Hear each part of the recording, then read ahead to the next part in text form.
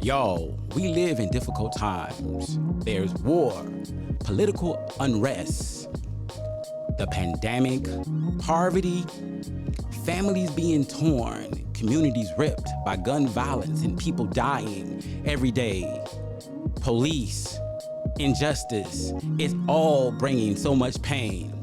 But y'all, we can look inside our minds and we can understand who we are, become better, and do this thing like we've never done it before. But it all starts with our mental health, and I know we can do it. I believe in you because I believe in me, and I believe in us.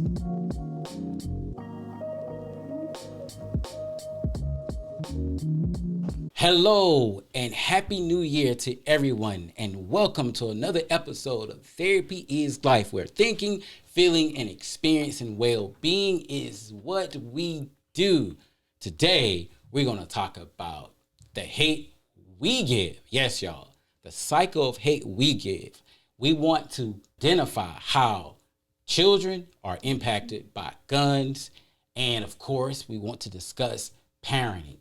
Parenting, yes, real issue. But before I go any further, I gotta say hello and Happy New Year to my girl, Niesha. Happy New Year. Happy New Year. What you do for the New Year, girl? I rested. You rested? Absolutely. I was resting. I was asleep at midnight. You was asleep at midnight? Yes, I'm not ashamed to say it. You wasn't doing no thriller thing? No, not this year. Oh, not this year. You know, 22 wore me out. Yeah, you know, I was doing something like that. I was looking around, peeking and everything. You know, talking to my dad a little bit. You know, just trying to catch up. You know, and we had a really good time. We had a really good time. So, well, tell me, do you have any ideas for 2023 that you didn't have in 2022? Do you look at, excuse me, I know I'm asking a lot of questions. Do you look at 2022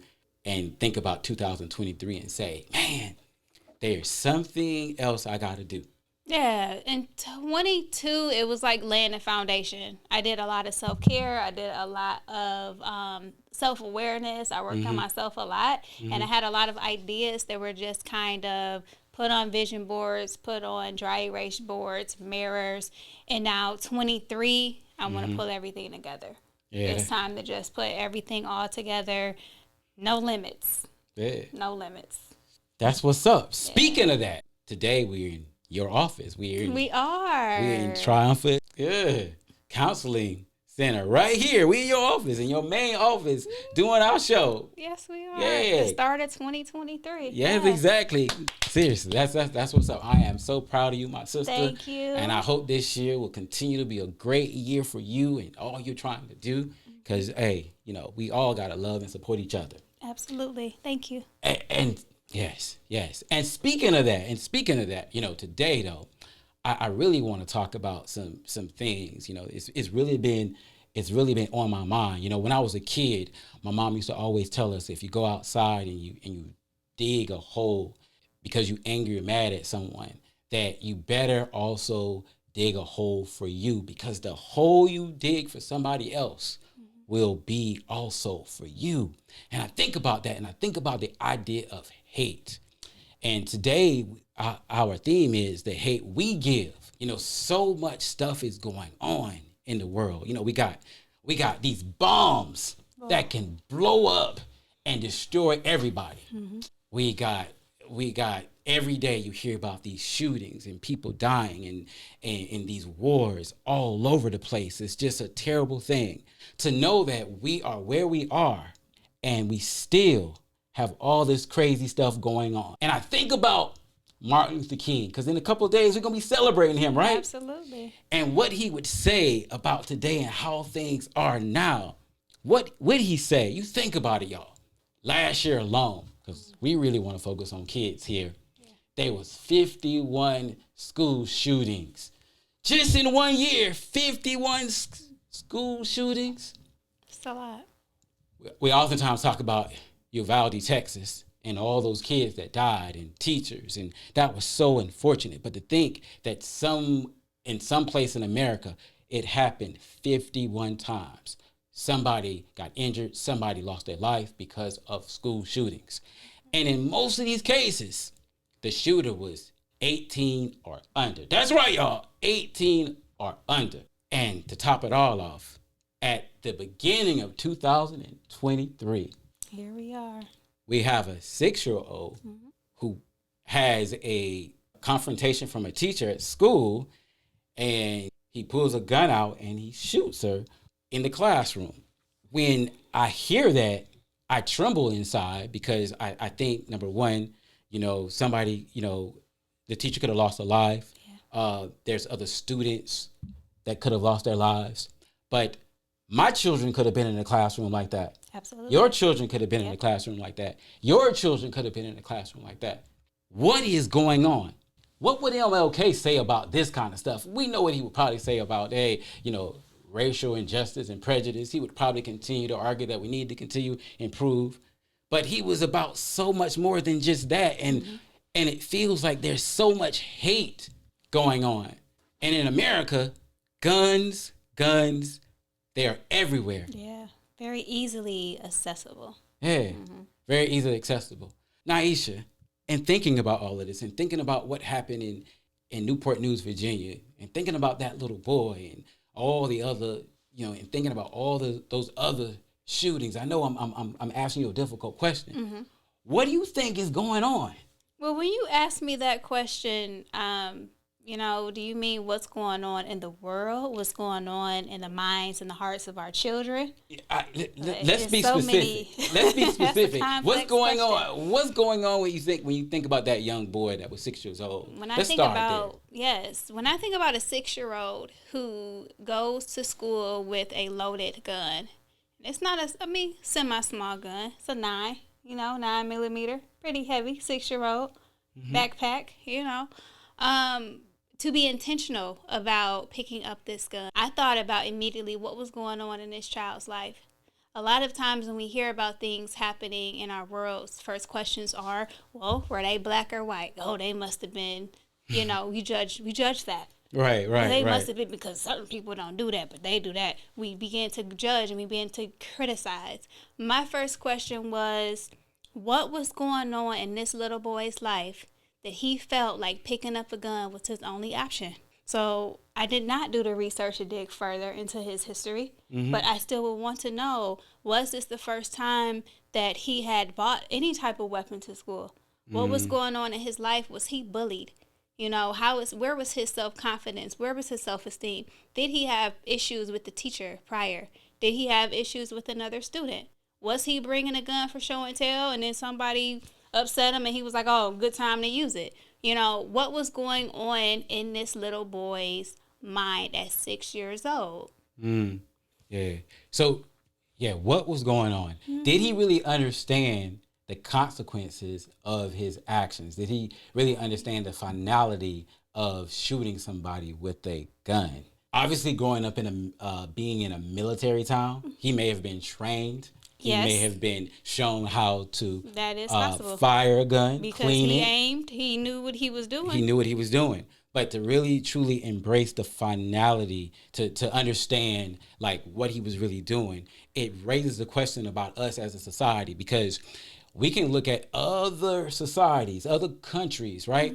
And we can compare ourselves to them, countries like America, wealthy countries like America. And when we look at situations like that and we compare ourselves to other countries, those things are not happening. Right.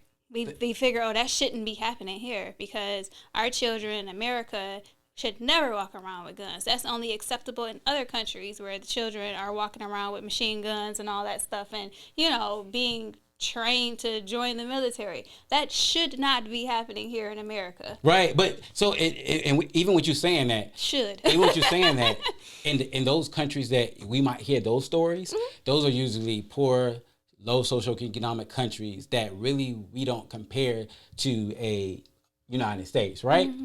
Yeah, but if I believe Kaiser did a study comparing countries that was comparative to the United States. Okay. And what they found was when in children's shootings, where children were shooting children, that and comparing to other countries, United States counted for 46% of the population of the people they were looking at. Okay. But it counted for 96% of the occurrences where children were shooting children.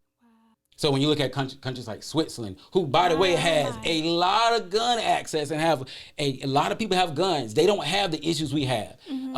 Japan, quote unquote, where they play a lot of violent games, they don't have the issues that we have. Germany and other countries, they don't have the issues that we have with guns. And because this is so normal for us, I think we have become so desensitized to it that we don't even see it. Yeah. We don't even see it, and we're allowing our kids to be put in situations where they could be seriously hurt, or they can hurt other people. Speaking of that, yes, what do you think about, and going to that school and thinking about the families that, obviously they was waiting and they had so much anxiety about, what happened in the classroom.